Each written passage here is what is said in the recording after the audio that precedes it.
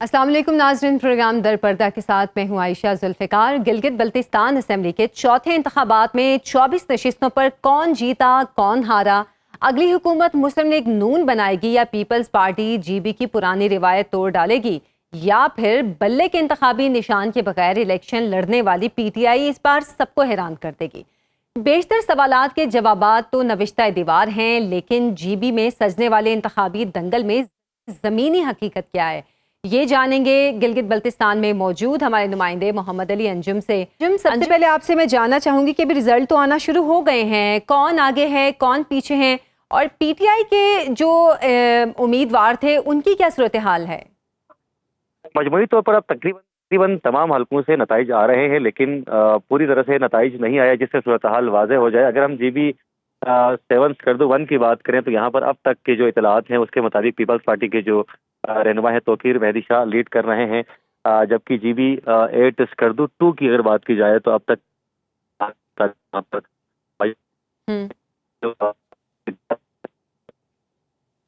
हम बहुत सारे इंतखाबी नताइज का अभी आना बाकी है। कि अगर 3 की हम बात करें तो वहाँ पर वजीर सलीम जो कि आज़ाद उम्मीदवार हैं और पीपल्स पार्टी के रहनुमा नाशाद साहब के माबेन शानदार मुकाबला है। वहाँ पर भी सूरत हाल ये है कि दोनों अब बिल्कुल अभी बराबर पोलिंग स्टेशन का अभी रिजल्ट आना बाकी है। मजमूई तौर पर अगर हम ओवरऑल देखें तो पीपल्स पार्टी का यहाँ पर काफ़ी गुलगुला दिखाई दे रहा है। मुख्तलिफ हलकों में उनके कैंडिडेट्स मौजूद हैं। जीबी के तकरीबन लगभग 24 हलकों में उनके कैंडिडेट्स मौजूद हैं, तो हर जगह से उनका वोट बैंक बड़ा अच्छा दिख रहा है। और जबकि पाकिस्तान मुस्लिम लीग नून जो है वो भी बहुत मुकाबले में नजर आ रही है। कुछ जगहों से इतलात आ रही हैं कि नून लीग के उम्मीदवार लीड कर रहे हैं, लेकिन इस बार जो सरप्राइज कर रहे हैं वो यंगस्टर्स कर रहे हैं, जो नए लोग हैं जो इंतखाबी अमल का हिस्सा बन रहे हैं, वो अच्छा खासा वोट ले रहे हैं। जो खास है जो नौजवान तबका है वो नौजवान तबके को ही सपोर्ट कर रहा है, और मरकजी किरदार में समझता हूँ कि गिलगित बल्तिस्तान में चूंकि कुछ जगहों पर आपने जो ये बात कही है कि नौजवान तबका बहुत हैरान कर रहा है, लेकिन हमने पीपल्स पार्टी और नून लीग के जो उम्मीदवार देखे हैं वो पुराने सियासतदान ही हैं, या फिर वो लोग हैं जो पहले वजीर आला गिलगित बल्तिस्तान या इस तरह की पोस्टों पे रह चुके हैं। तो जो नौजवान आगे आ रहे हैं वो किन पार्टी से बिलोंग करते हैं और उनका वोट बैंक एकदम से इतना बड़ा कैसे? अगर हम जीबी 7 स्कर्दू 1 की बात करें तो यहाँ पर सईद तौकीर मेहदी शाह साहब हैं, काफ़ी यंग हैं और उनका भी बड़ा सियासी बैकग्राउंड है। वो साबिक वज़ीर आला और मौजूदा गवर्नर सईद मेहदी शाह साहब के फर्जंद हैं, यंग थे और काफ़ी हद तक जिन्होंने जिस तरह का वोट उन्होंने लिया है उन्होंने सरप्राइज कर दिया। इसी तरह मुबशर हैदर की हम स्कर्दू 1 से वो लड़ रहे थे, वज़ीर हसनैन वो लड़ रहे थे, इनके वोट ने भी बड़ा सरप्राइज किया। इसी तरह हम गांचे की बात करें तो वहाँ पर असद शफीक साहब भी निस्बतन यंग आदमी है, हाजी अनवर साहब भी निस्बतन यंग आदमी है। ये दोनों आज़ाद हैसियत में इलेक्शन लड़ रहे हैं और वहाँ भी अभी तक उनकी प्रॉपर लीड दिखाई दे रही है। तो इससे लगता है कि जो नौजवान तबका है वो सियासी अमल में पूरी तरह से हिस्सा ले रहा है। और ख़ास तौर पर अगर हम वोटिंग के मरहले की बात करें तो आज मैं बेशतर पोलिंग स्टेशन को कवर कर चुका हूँ। वहाँ पर जो अक्सरियत थी वो नौजवानों की थी, जिनके नए नए कार्ड बने थे, जो दूसरी बार वोट दे रहे थे और तीसरी बार वोट दे रहे थे। वो काफ़ी एक्साइटेड भी थे अपने वोट के हवाले से, क्योंकि गिलगित बल्तिस्तान के मसाइल गुज़िश्ता 15 सालों के दौरान हम देखें, नज़र दौड़ाएं तो तीनों बड़ी जमातों ने यहाँ पर हुकूमत की है। पाकिस्तान पीपल्स पार्टी की हुकूमत रही, फिर उसके बाद मुस्लिम लीग नून की हुकूमत रही, फिर तहरीक इंसाफ को मौका मिला। तीनों हुकूमतों में नौजवानों के लिए कोई खास मंसूबा शुरू नहीं किया गया। गिलगित बल्तिस्तान के जो मसाइल थे वो 15 साल के अरसे का जो आप जिक्र कर रहे हैं मोहम्मद अली, तो 15 साल पहले तो गालिबन पीपल्स पार्टी की हुकूमत बनी थी 2009 के इंतखाबात में। तो पीपल्स पार्टी की जानिब से, अभी आप कह भी रहे थे कि पीपल्स पार्टी का बहुत बोलबाला है इन इंतखाबात में, इसका मतलब जो पीपल्स पार्टी ने काम किए गिलगित बल्तिस्तान के लिए, उनकी बुनियाद पर पीपल्स पार्टी को लोग ज्यादा पसंद कर रहे हैं या उनका बोलबाला है? अगर हम बात करें डेवलपमेंट सेक्टर में तो डेवलपमेंट सेक्टर में नून लीग के काम काफ़ी दिखाई देते हैं गिलगित बल्तिस्तान में। बिल्कुल अगर बल्तिस्तान रीजन की हम बात करें तो जिगरोड Skardu road, university of Baltistan समेत बड़े प्रोजेक्ट्स हैं जिनका जिक्र करना यकीनन ज़रूरी है। और अगर हम पाकिस्तान पीपल पार्टी की बात करें तो गवर्नेंस ऑर्डर के जरिए गिलगित बल्तिस्तान में पहली बार वज़ीर आला का क़याम जो है इनकी हुकूमत में अमल में लाया गया, एक सिस्टम मिला। तो पीपल पार्टी का दौर निस्बतन नया था, सिस्टम नया था। उस सिस्टम में यकीनन बेड गवर्नेंस की बड़ी मिसालें दी जाती हैं। उसके बाद हाफिज हफीजुर रहमान साहब को टाइम मिला तो उन्होंने गवर्नेंस को काफ़ी हद तक बेहतर किया। और उसका पाकिस्तान तहरीक इंसाफ के दौर में एक टकराव की सूरत हाल रही। 2.5 साल उन्हें मिले और 2.5 साल वो अपोजिशन में रहे। तो मजमूई तौर पर पीपल्स पार्टी کا گلگلا کرنے میں چیئرمین بلاول بھٹو زرداری، بالکل چونکہ بالکل یہاں پر بیشتر حلقوں میں وہ خطاب کر چکے ہیں، جلسے کر چکے ہیں اور بڑے جلسے کر چکے ہیں، تو کافی حد تک نوجوانوں کو متحرک کرنے میں کامیاب ہوئے۔ اسی طرح میاں صاحب کی گلگت آمد کے بعد جو انہوں نے اپنے ترقیاتی کام گنوائے، اپنے پروجیکٹس جی گنوائے جی اور مزید پروجیکٹس کا بھی انہوں نے اعلان کیا، تو اس سے بھی کافی حد تک نون کا بھی مومنٹم بنا اور پیپل پارٹی کا مومنٹم چیئرمین بلاول بھٹو زرداری کی وجہ سے بنا۔ اور ساتھ ساتھ اگر ہم پاکستان تحریک انصاف کی بات کریں تو بیرسٹر گوہر صاحب بھی یہاں پر آئے، انہوں نے کارنر میٹنگز کی۔ پی ٹی آئی کے امیدوار جو پی ٹی آئی کے حمایت یافتہ امیدوار ہیں، ان کی پوزیشن اس بار توقع ظاہر کی جا رہی تھی کہ کافی ووٹ پڑے گا، خاص طور پر نوجوانوں کو ووٹ پڑے گا، لیکن نتائج اس کے برخلاف دکھائی دے رہے ہیں۔ اگر ہم اسکردو 1 کی بات کریں تو یہاں پر جو مشترکہ امیدوار تھے راجہ زکریا خان مقپون تھے، ان کی پوزیشن ابھی 1 2 3 میں نظر نہیں آ رہی، وہ کافی پیچھے چلے گئے ہیں۔ اسی طرح اگر ہم دیگر حلقوں کی بات کریں، گانچے کی بات کریں، وہاں بھی جو پی ٹی آئی کے امیدوار تھے وہ کوئی خاص پرفارمنس دکھا نہیں پائے، اور اس سے یہ لگتا ہے کہ جو نوجوان بظاہر اسٹریٹ پاور ہے، اگر یہاں پر ان کی لیڈرشپ ہوتی، اگر انہیں یہاں پر موقع ملتا اور یہ اپنی تنظیم کو آرگنائز رکھتے تو کافی حد تک اچھے ریزلٹس مرتب کر سکتے تھے۔ لیکن پیپل پارٹی کے پاس اور نون کے پاس ایک پارٹی کا سٹرکچر موجود ہے، یہاں پر دونوں جماعتیں موجود ہیں، ڈسٹرکٹ لیول پہ، یونین کونسل لیول پہ، تو ان کے سٹرکچر کی وجہ سے کافی حد تک یہ اپنے کارکنوں کو بونڈ رکھ پاتے ہیں اور کارکنوں کو آرگنائز رکھ پاتے ہیں، جس کی وجہ سے ان کے نتائج جو انتخابی نتائج ہیں وہ قدرے بہتر دکھائی دے رہے ہیں۔ اچھا، ابھی جیسے آپ ذکر بھی کر رہے تھے کہ میاں نواز شریف بھی وہاں پر گئے انتخابی مہم کے دوران، اور انہوں نے جو ترقیاتی منصوبے شروع کیے تھے گلگت بلتستان میں ان کا بھی ذکر کیا، اور بلاول بھٹو نے بھی کافی منصوبوں کا ذکر کیا، لیکن جن نوجوان امیدواروں کو ووٹ زیادہ ملا ہے انہوں نے ایسے کون سے وعدے کیے؟ کیونکہ بیسک مسائل کی بات کر رہے ہیں جی بی کے، کہ وہاں پر مسائل بہت زیادہ ہیں، پچھلے 15 سال سے وہ مسائل حل نہیں ہوئے، ایسے کون سے وعدے انہوں نے کیے کہ جن کی بنیاد پر ان کو ووٹ ڈلا؟ بنیادی طور پر جو گلگت بلتستان کے پولیٹیشینس ہیں، میں لگ بھگ تمام حلقوں کی بات کروں تو وہاں پر بھاریاں ہوتی رہتی ہیں، اور کچھ پولیٹیشینس 30 سال سے ہیں، کچھ 40 سال سے پولیٹک کے میدان میں ہیں، تو اکثر پولیٹیشینس کا یہ آخری انتخاب ہے، اور اکثر سے میری بات بھی ہوئی ہے، وہ یہ کہہ رہے ہیں کہ ان کا یہ آخری انتخاب ہے، اس کے بعد وہ نوجوان طبقے کو آگے لائیں گے، چونکہ نوجوانوں کے اندر جو 1 مہینے کے دوران جو پولیٹیکل ایکٹیویٹیز ہوئی، جو جلسے ہوئے، جو کارنر میٹنگز ہوئی، اس دوران نوجوان بڑے متعارف ہوئے، خاص طور پر اگر ہم گلگت بلتستان کے تناظر میں بات کروں، اسکردو کے تناظر میں بات کروں تو یہاں اس بار انتخابی مہم ترانوں سے زیادہ چلائی گئی ہے، یعنی کہ تمام پارٹیاں اس مقابلے میں تھی کہ کس کا ترانہ بہتر ہوتا ہے، اور آئے روز کوئی نیا ترانہ جو ہے وہ متعارف ہوتا تھا۔ تو ایک طرح سے اس پولیٹیکل پروسیس میں اس بار جہاں کارنر میٹنگز کا بڑا رول رہا ہے، جہاں جلسوں کا بڑا رول رہا ہے، وہاں پارٹی ترانوں کا بھی بڑا رول رہا ہے، تو نوجوان طبقہ یقیناً ترانوں کو پسند بھی کرتا ہے اور چاہتا ہے کہ کوئی تفریح کے مواقع ہوں، کیونکہ گلگت بلتستان سیاحتی ہب ہے، یہاں کا اگر مسائل کی بات کی جائے تو بجلی ہے نہیں، اور بے روزگاری کا تناسب روز بروز بڑھتا جا رہا ہے، اور اگر کھیل کود کے مواقع کی بات کریں تو بولا ضرورت اسکردو میں گنا چنا ایک آپ کو میونسپل اسٹیڈیم مل جاتے ہیں جہاں پر کبھی وہ کھیل کود کی سرگرمیوں میں مصروف عمل دکھائی دیتے ہیں۔ تو مجموعی طور پر نوجوان دیکھ رہے ہیں کہ اپنے جیسا کوئی لیڈر ہو جس سے وہ اپنے مسائل براہ راست بیان کر سکے، چونکہ جو سینئر لیڈرز ہیں، سینئر پولیٹیشینز ہیں، ان تک نوجوانوں کی ایکسیسیبلٹی نہیں ہے، جو اس بار جو نسبتاً ینگ مختلف مقامات پر جو امیدوار آئے ہیں وہ کافی حد تک اسی طبقے کو ریپرزینٹ کرتے ہیں، اور نوجوانوں کی رسائی بھی ان تک کافی حد تک آسان ہے۔ بہت بہت شکریہ محمد علی انجم، کافی ڈیٹیل میں آپ نے الیکشن کی بھی صورتحال بتائی اور وہاں کے مسائل کے حوالے سے بھی بات کی۔ ایک بریک سے واپس آئیں گے، اسٹے ود اس۔ تباہ کن حملوں سے لے کر لفظی گولہ باری تک ایران پر مسلط کردہ امریکہ اسرائیل جنگ کا 100واں روز فریقین کے غیر لچکدار رویے کی بنیاد پر یاد رکھا جائے گا۔ ایئر فورس 1 پر میٹ دی پریس میں صدر ٹرمپ نے واضح کہا کہ کسی معاہدے سے پہلے وہ ایرانی منجمد اثاثوں کو غیر منجمد نہیں کریں گے اور نہ ہی کوئی پابندیاں ہٹائیں گے۔ دوسری طرف ایران نے آبنائے ہرمز کھولنے کو امریکی پابندیوں کے خاتمے اور فوجی دباؤ سیکیورٹی خطرات ختم کرنے سے مشروط کر دیا ہے۔ ناظرین، 100 روزہ جنگ میں سیز فائر کے 2 ماہ کے دوران ایران امریکہ مذاکرات کے باوجود نہ جنگ بندی معاہدے میں توسیع ہوئی، نہ امن معاہدہ طے پایا اور نہ ہی کھلی جنگ دوبارہ شروع ہوئی، یعنی ایک تعطل کی کیفیت نمایاں ہے جسے صدر ٹرمپ نے 2 افراد کے ٹینگو ڈانس سے تعبیر کیا۔ لیکن ماہرین اسے اسٹریٹجک ڈیڈ لاک کہتے ہیں، اور کچھ کے نزدیک یہ ڈیڈ لاک غیر حقیقی اور پلانٹڈ ہے۔ حقیقت کیا ہے، یہ جانے سے پہلے تہران میں محسن نقوی اور عباس عراقچی کی اہم ملاقات کا تذکرہ بھی ضروری ہے۔ ملاقات کے دوران محسن نقوی نے سپریم لیڈر کے نام پاکستانی قیادت کا اہم پیغام ایرانی وزیر خارجہ کے حوالے کیا۔ کیا یہ پیغام کسی بریک تھرو کا مزدہ تھا یا امن کی کوئی نئی تجویز؟ اس پر ہم بات کریں گے۔ ہمارے ساتھ موجود ہیں سابق سفیر عمران علی صاحب، اور ان کے ساتھ ہمیں جوائن کیا ہے بیجنگ سے geopolitical analyst doctor Yasir Masood صاحب نے۔ بہت بہت شکریہ آپ دونوں کے وقت کا۔ عمران صاحب، تہران میں محسن نقوی اور عباس عراقچی کی ملاقات کو آپ کس تناظر میں دیکھتے ہیں؟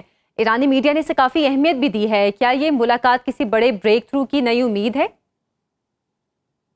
جی دیکھیں، شکریہ بہت بہت جی. یہ دو چیزیں ہو سکتی ہیں، یا تو یہ کسی بڑے بریک تھرو کی طرف ایک قدم ہو سکتا ہے، کوئی نیا پروپوزل ہو سکتا ہے جو امریکہ جو یو ایس پبلکلی نہیں کہنا چاہتا، لیکن آن دا ادر سائڈ یہ ہو سکتا ہے لاسٹ وارننگ یا ایک ایسی قسم کوئی ایسی چیز ہو جو پاکستان نے اس طرح کنوے کرنی ہو.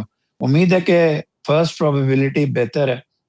تو لیکن آپ نے جس طرح اپنی انٹروڈکشن میں کہا کہ اصل ہے، میں آپ کو یہ بتاؤں کہ جو اسٹرکچر ہے نا، یہ جو جس کو اب اپنے ڈائلاگ کا فرسٹ راؤنڈ ہوا تھا، اور اس کے بعد ایکچولی ڈائلاگ نہیں ہوا جی، انڈائریکٹ ٹرانسمیشن آف میسیجز، کبھی ڈرافٹس، کبھی کچھ، اور دونوں کی لفاظی جس طرح آپ نے کہا بہت اچھا وربل بامبس جو ایک دوسرے پہ گراتے ہیں، وہ اس لیے گراتے ہیں کہ ایک دوسرے کے سامنے بیٹھ کے ڈسکس نہیں کرتے.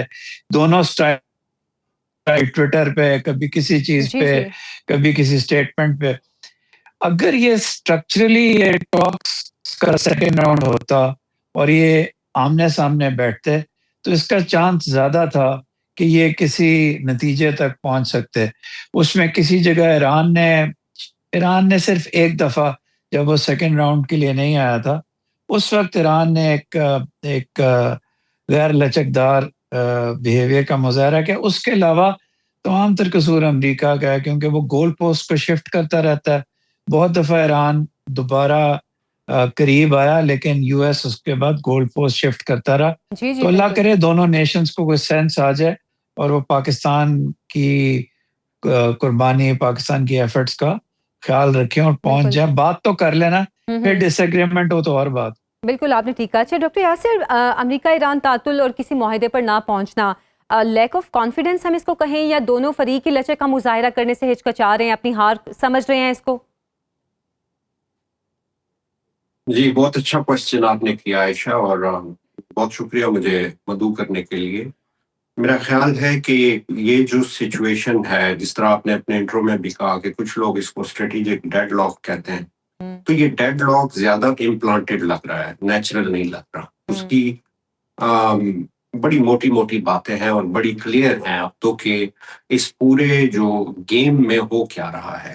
دیکھیں، اگر ہم تینوں سائڈ کو سیپریٹلی دیکھیں تو پریزیڈنٹ ڈونلڈ ٹرمپ جو ہے وہ صرف ڈیل نہیں چاہتا. پریزیڈنٹ ڈونلڈ ٹرمپ اس کو ایک اسٹریٹجک وکٹری چاہتا ہے، اور یہ جتنی بھی ڈیلے ہو رہی ہے، یہ جتنی لے دے ہو رہی ہے، جتنے ڈرافٹس بن رہے ہیں اور اس کے درمیان میں امینڈمنٹس ہو رہی ہیں، وہ پریزیڈنٹ ڈونلڈ ٹرمپ کی مجبوری ہے. اگر وہ شکست، امریکہ کو شکست تو ہو چکی ہے، لیکن اگر وہ اس وقت میں سمجھتا ہوں کہ ایک ڈکلائننگ امریکہ کا پریزیڈنٹ ہے، اور اگر اس کے اوپر وہ اپیئر ہو ویک اور ایسا پریزیڈنٹ جس نے جنگ ہار لی ہے، اور عوام کو بھی اگر وہ یہ تاثر شو کرے گا، یہ اس کی ڈیتھ ہے، یعنی ڈیتھ ہے اس کی جو پولیٹیکل لائف کی، تو یہ تو وہ برداشت نہیں کر سکتا. ایک چیز. دوسری چیز یہ ہے، ایران کی طرف آتے ہیں. ایران نے جو پچھلے 80 سالوں میں جو ایران نے ریزیلینس شو کی ہے، جو ان ایکسپیکٹڈ تھا، آؤٹ آف دا بلو جس طریقے سے ایران لڑا ہے، اور جو امریکہ کے اسٹریٹجک آبجیکٹیوز تھے وہ چونکہ پورے نہیں ہوئے. ٹھیک ہے، ایران نے مار کھائی ہے، ایران کو بہت نقصان ہوا ہے، لیکن ایران یہ سمجھتا ہے کہ وہ جنگ جیت چکا ہے. اتنے بڑے ہیجمون کو اس نے لٹا دیا ہے، اس کو زخمی کر دیا ہے، اسرائیل کو بھی مارا ہے، امریکہ کو بھی مارا ہے. تو یہ بڑی لاجیکل سی بات ہے کہ اس میں ایران اگر اپنی بیٹل گراؤنڈ میں جنگ جیت کے ٹیبل پہ وہ جنگ کیوں ہار جائے. یہ تو بڑی کامن سینس سی بات ہے کہ ایران اس کے اوپر کمپرومائز نہیں کرے گا. اب آتے ہیں اسرائیل کی طرف. اسرائیل کے آبجیکٹیوز کیا ہے؟ اسرائیل کا آبجیکٹیو یہ ہے کہ وہ سمجھتا ہے کہ اگر امریکہ اس طرح کی ڈیل کرے گا جس میں ایران وکٹوریس ہے، وہ اسرائیل کو قبول نہیں ہے، کیونکہ وہ اسرائیل کو ایگزسٹینشل تھریٹ سمجھتا ہے. اور یہ جو کچھ ابھی لبنان میں ہو رہا ہے، اسرائیل سمجھتا ہے کہ اس نے حماس کو ویک کر دیا ہے، حزب اللہ کو اس نے کافی حد تک ویک کر دیا ہے، تو وہ اس سیچوریشن پوائنٹ پہ پہنچ گیا ہے جہاں وہ سمجھتا ہے کہ اگر یہاں سے وہ ریٹریٹ کرے گا تو ایران جو ہے اس ریجن میں پاورفل بن جائے گا. اسرائیل کا ایک سول آبجیکٹو یہ بھی ہے کہ وہ ایران کو کبھی بھی ایک سول ریجنل پاور نہیں بننے دے گا، بلکہ خود وہ چاہتا ہے کہ وہ ریجنل پاور بن جائے. اسی لیے وہ یہ ڈیلنگ ٹیکٹکس امپوز کر رہا ہے پریزیڈنٹ ڈونلڈ ٹرمپ پہ کہ وہ کسی نہ کسی طریقے سے اس جنگ کو لٹکاتا رہے. یاد رہے کہ اس کے پاس جو پریزیڈنٹ ڈونلڈ ٹرمپ کے پاس جو میگا بیس تھی وہ برے طریقے سے کرٹیسائز ہو رہی ہے ایٹ ہوم اینڈ ابراڈ.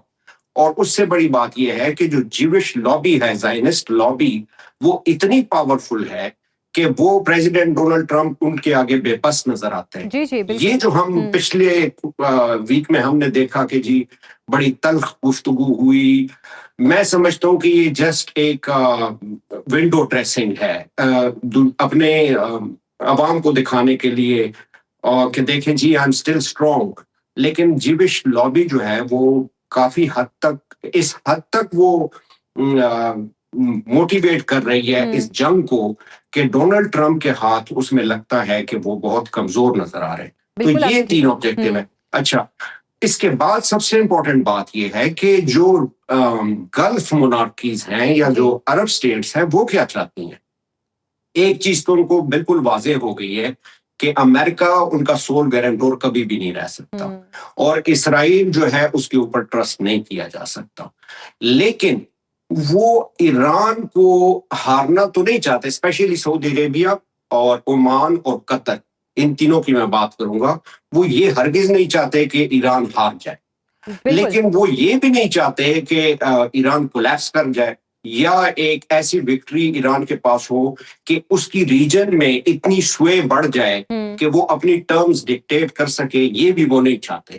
تو وہ ایک مینجڈ قسم کا جو ہے وہ کانفلکٹ یا مینجڈ قسم کی ڈیل چاہتے ہیں کہ جس میں ایران جو ہے وہ کوئی ڈیل ہو جائے اس طرح کی جس میں ایران زیادہ پاورفل بھی نہ ہو لیکن ایران کولیپس بھی نہ کرے، کیونکہ اس کے بلو بیکس بہت خوفناک ہیں. وہ دیکھ رہے ہیں کہ انرجی کی جانب سے ڈیل کا ذکر جو حالات ہیں، اور اس کے علاوہ بھی جو ایران کی ملٹری پاور ہے اس وقت اس سے بھی وہ خوف کھا رہے ہیں. بالکل. اچھا، عمران صاحب سے اس بارے میں سوال کرنا چاہتی ہوں. عمران صاحب، ابھی امریکہ کی جانب سے جو بیانات آ رہے ہیں کہ جو ایران کے منجمد اثاثے ہیں، اور ہمیں سب کو پتا ہے کہ ایران کی جو شرائط، ان میں ایک بیسک جو شرط تھی وہ یہ بھی تھی کہ ان کو انفریز کیا جائے، لیکن اب جو امریکہ کہہ رہا ہے کہ جن عرب ملکوں کا نقصان ہوا ہے وہ ایران کے اثاثوں سے اس نقصان کو پورا کیا جائے گا. یہ عرب ملکوں کا اعتماد کیا واپس حاصل کرنے کی امریکہ کی کوشش ہے؟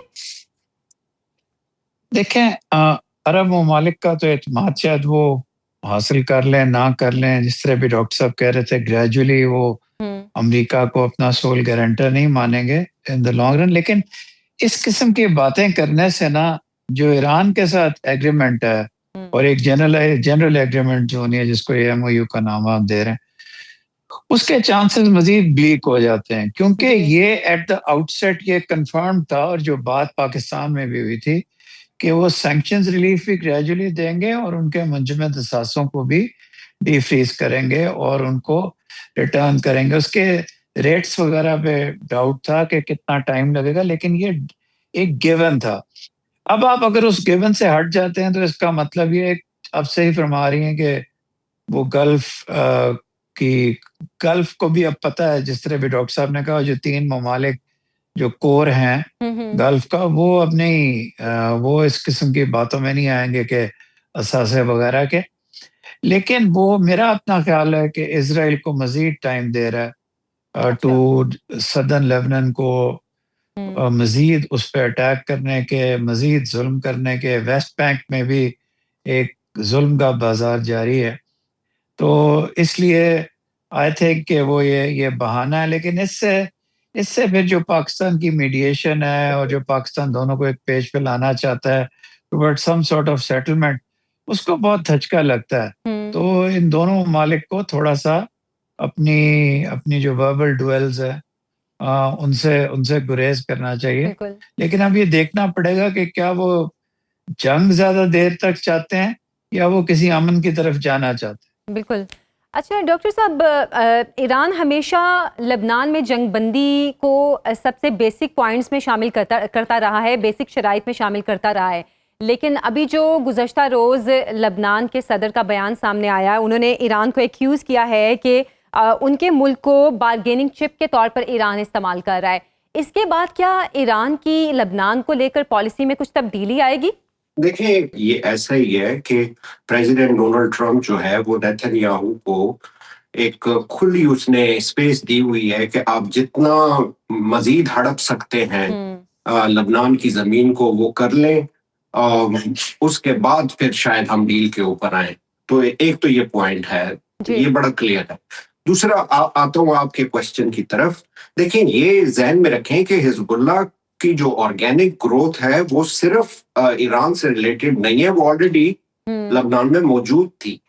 اب دیکھیں، اگر اور حزب اللہ ہی فائٹ کرتا آیا ہے بہت بڑی فارورڈ بلاک کے طور پہ ایران کے، وہ اس نے بڑی تکلیف دیے رکھی ہے اسرائیل کو. اور لبنان کی جو گورنمنٹ ہے وہ اینٹی حزب اللہ ہے، اور یہ سب سے بڑا اس وقت جو ڈویژن ہے اٹ سیلف، یہ بہت پرابلمٹک ہے، کیونکہ لبنان سمجھتا ہے کہ وہ جنگ کر کر کے ہار گیا ہے اور اب وہ حزب اللہ کے اور اسرائیل کے ساتھ کوئی ڈیل کرنا چاہتا ہے. لیکن اب لبنان کی گورنمنٹ کو یہ سمجھنا چاہیے کہ اسرائیل کے آبجیکٹیو جو ہیں وہ گریٹر اسرائیل کے ہیں. تو حزب اللہ کے حوالے سے ایران کی اگر پالیسی تبدیل ہو جائے گی تو یہ جو اسٹریٹجک بیلنس جس کے اوپر یہ اتنا لیوریج کیے رکھا ہے ایران نے، وہ ایران کبھی بھی نہیں لوز کرنا چاہے گا. میں آپ کو ایگزامپل دیتا ہوں. جو سب سے بڑا لیوریج اسٹریٹ آف ہرموز کو کے اوپر جو قبضہ کر کے ایران نے کیا ہے، تو وہ اس کا لیوریج ہے، وہ اس کا اسٹرانگ پوائنٹ ہے، وہ اس کا پلس پوائنٹ ہے، اس سے وہ بینیفٹ لے رہا ہے. وہ کیوں اپنی پالیسی تبدیل کرے گا صرف اس لیے کہ حزب اللہ کمپلیٹلی ختم ہو جائے یا لبنان خوش ہو جائے؟ I don't think so this is going to happen. Iran خود کو وکٹوریس سمجھتا ہے اور ایران چاہتا ہے کہ اس طرف سے، اسرائیل کی طرف سے یا امریکہ کی طرف سے ٹرمز اینڈ کنڈیشنز میں تھوڑی سی جو ہے وہ نرمی آنی چاہیے، نہ کہ ایران کرے. ایران نے جو جتنی نرمی اپنی طرف سے وہ کر سکتا تھا وہ کر رہا ہے. مثال کے طور پہ اسٹریٹ آف ہرموز کو وہ کھول رہا تھا، لیکن نیول بلاکیڈ تو ابھی بھی وہیں پہ ہے. لبنان کی بات کی تھی کہ یہ امپلیمنٹ ہوگا cease fire across the board. لبنان میں تو جنگ جاری ہے، تو کون جو ہے وہ سیز فائر کی وائلیشن کر رہا ہے؟ اور اس سے بڑا پوائنٹ یہ ہے کہ کس نے اٹیک کیا ایران کے اوپر؟ نہ صرف ایک دفعہ، دونوں دفعہ.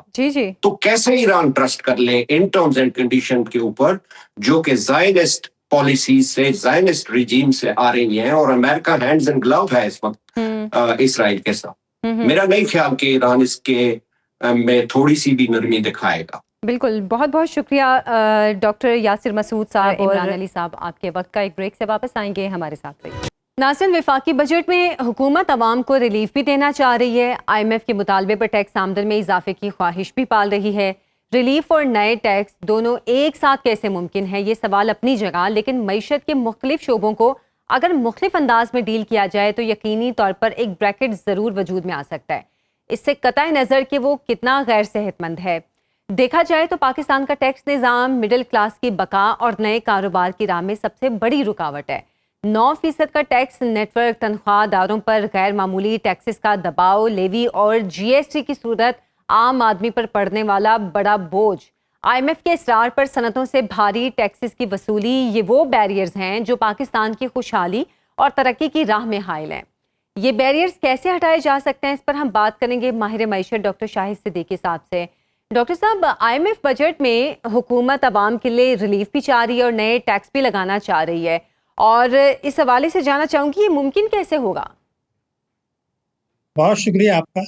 دیکھیے، ایک تو ہوتا ہے کہ حکومت بجٹ تقریر میں کیا کہتی ہے، جس کو آپ خواہشات کا نام دے رہے ہیں. دوسرے ہوتے ہیں بجٹ میں تجاویز کیا ہوتی ہیں، وہ دونوں بالکل مخالف سمتیں ہوتی ہیں. اصل میں یہ بھی غلط خیال ہے کہ ہمارے اوپر IMF کی شرائط کی وجہ سے حکومت پھنس جاتی ہے. ایسا نہیں ہے.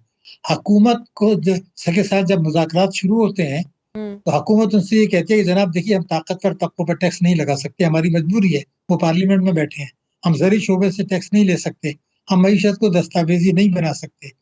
تو وہ کہے گا جی ٹھیک ہے یہ تو آپ کا ملک ہے, ہم تو چاہتے یہ ہیں کہ بجٹ خسارہ کا جو ہے اس کو کنٹرول کریں. تو حکومت ان کو یہ تجویز پیش کرتی ہے کہ جناب ہم حکومت پر انڈائریکٹ ٹیکسز عوام پہ لگا دیتے ہیں, جیسے آپ نے کہا پیٹرولیم لیوی بڑھا دیتے ہیں, ترقیاتی اخراجات میں کٹوتی کر دیتے ہیں, اور لیکن چونکہ عوام کو بھی کچھ دینا ہے تو تنخواہ دار طبقوں کو کچھ مراد دیں گے, لیکن انہی تنخواہ دار طبقوں سے بھی ان کی دوسری جیب سے اس سے دگنا نکال لیں گے. تو میں جو چیز کہنا چاہ رہا ہوں وہ یہ ہے کہ کوئی سیاسی عزم نہیں ہے, یہ کوئی نئی بات نہیں ہے. اگر آپ دیکھیں تو 1988 سے اب تک ہم IMF کے پروگرام میں ہیں, ہم باہر نکلنا نہیں چاہتے کیونکہ اس کی آڑ میں ہم عوام کو جو ہے بوجھ ڈالتے ہیں, اور طاقتور طبقوں کو بہرحال مراد دینا ہمارا اشرافیہ کی معیشت ہے وہ ضروری سمجھا جاتا ہے.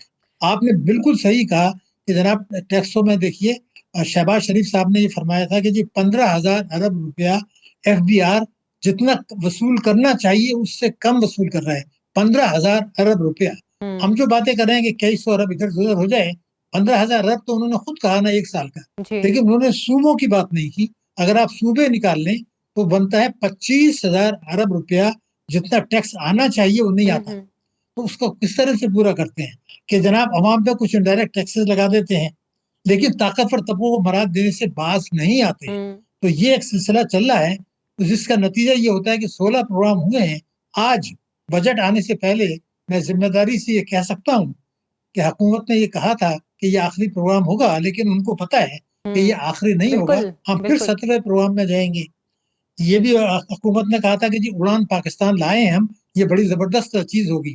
ابھی اس کا روشنائی خشک نہیں ہوئی تھی, حکومت نے یہ فیصلہ کر لیا کہ جو اڑان پاکستان کے اہداف سے ان کو ہم نے سیٹ اسائڈ کر دیا وہ ہم حاصل نہیں کریں گے. بالکل اس میں حکومت نے یہ کہا تھا کہ جی 26ویں ترمیم کے تحت سود سے 2027 تک ہم خاتمہ کر دیں گے. اب یہ فیصلہ ہو چکا ہے کہ ایسا کچھ نہیں ہوگا. اسی طریقے سے اگر آپ تعلیم کی بات کریں تو ہمارا آئین تو یہ کہتا ہے, آئین پاکستان 25 الف کہ 6 سال سے 16 سال کے ہر بچے کو لازمی اور مفت تعلیم دینا یہ ذمہ داری ہے ریاست کی. لیکن بجٹ میں وفاق اور صوبے جو رقوم مختص کرتے ہیں اس کی روشنی میں آج ہم یہ کہہ سکتے ہیں کہ میرے ملک کے 26 ملین بچے 2 کروڑ 60 لاکھ اسکول نہیں جا رہے. یہ دنیا کی سب سے بڑی تعداد ہے اسکول نہ جانے والوں کی. بالکل آپ نے ٹھیک ہے. اچھا ڈاکٹر صاحب میں آپ سے کچھ مزید نکات بھی کلیئر کرنا چاہتی ہوں, لیکن جو ایک سوال میرے ذہن میں تھا میں پہلے اس حوالے سے آپ سے پوچھنا چاہ رہی ہوں کہ ابھی جو بجٹ آ رہا ہے اس میں 200 ارب روپے کا غالباً اضافہ کیا گیا ہے. پہلے جو بجٹ کی رقم تھی وہ کچھ اور تھی.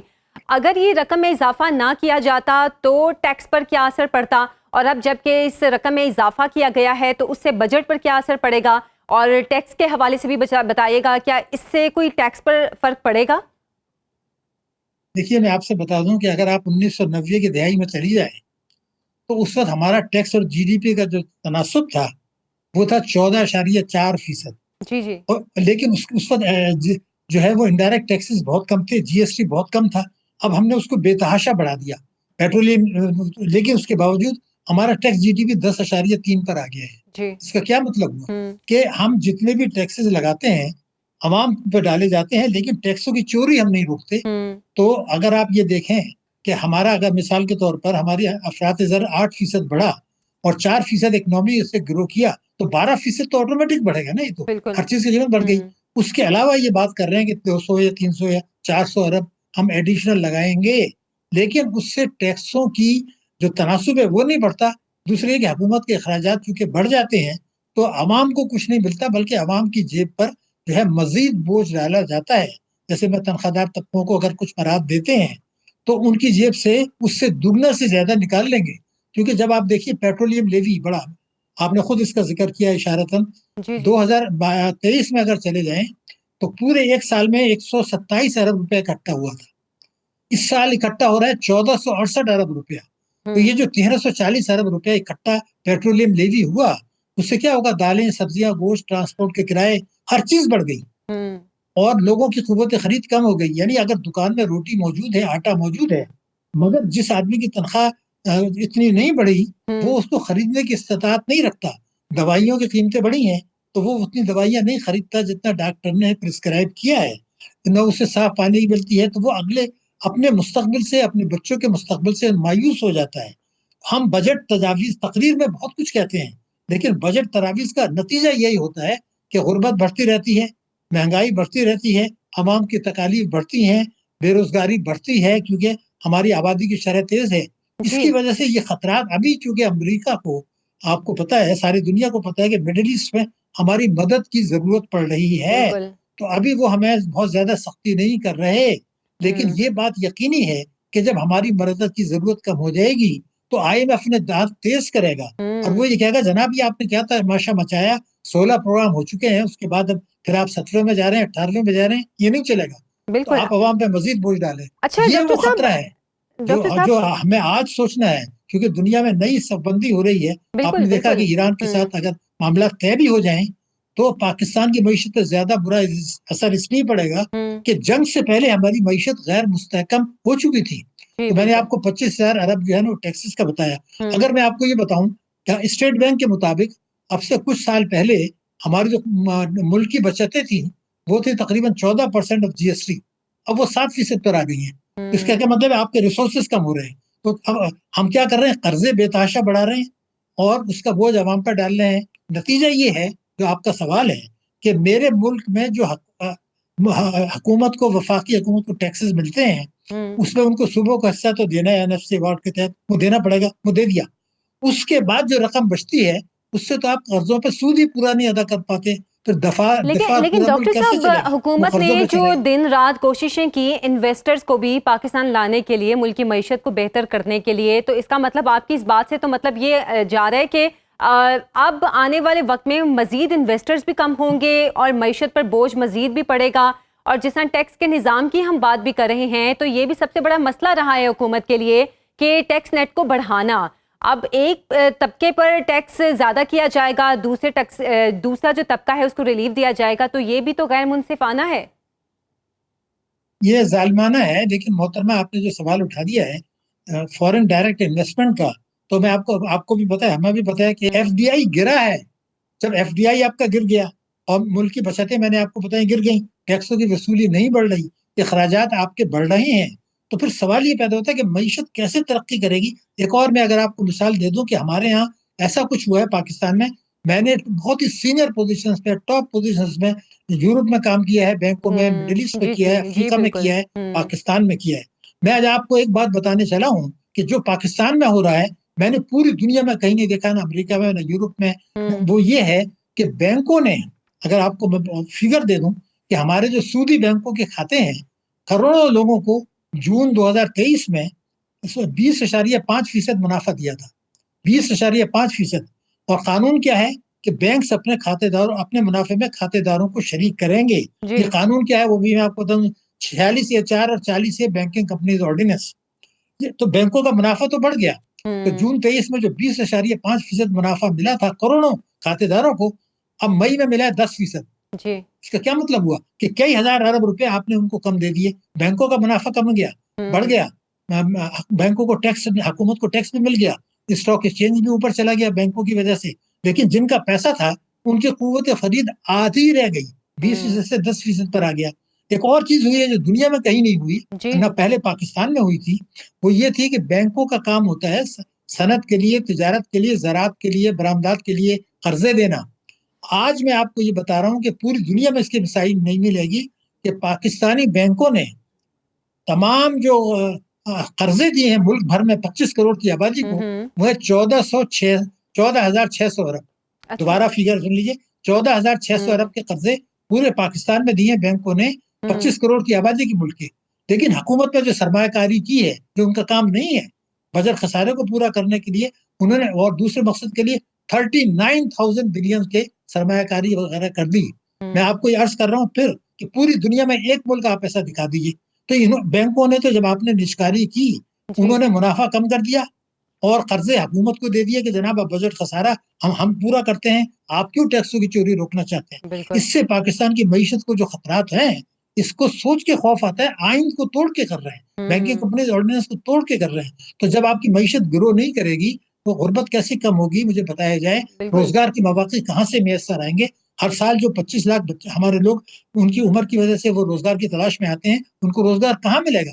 آج کی تاریخ میں آپ کو ریکارڈ پہ بتا رہا ہوں، دنیا کے 10 ممالک جہاں بھوک کی صورتحال سنگین ہے، بھوک کی، وہاں وہ اس میں 10 ممالک ہیں، ان میں اسلامی جمہوریہ پاکستان شامل ہے۔ ان 10 ملکوں میں کون سے ملک؟ جہاں زرعی زمین جو ہے زرخیز ہے، جہاں کسان محنتی ہیں، جہاں زکوٰۃ کا ایسا عظیم الشان نظام ہے۔ کچھ لوگ دعویٰ کرتے ہیں کہ ہم 4 لاکھ آدمیوں کو روزانہ کھانا کھلا رہے ہیں عوام کی مدد سے، تو وہ کہاں ہے وہ؟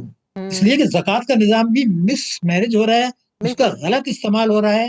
یہ اسلام کا اور منشا یہ کبھی نہیں مس تھا کہ آپ مینجمنٹ لوگوں پورے کو سسٹم بھکاری میں بنا ہمیں دیں۔ نظر بھی آ رہی ہے۔ بہت بہت شکریہ ڈاکٹر شاہد صدیقی صاحب، آپ نے بالکل صحیح معاملات سے بات کی ہے۔ آج کے پروگرام سے مجھے اجازت دیں، اللہ حافظ۔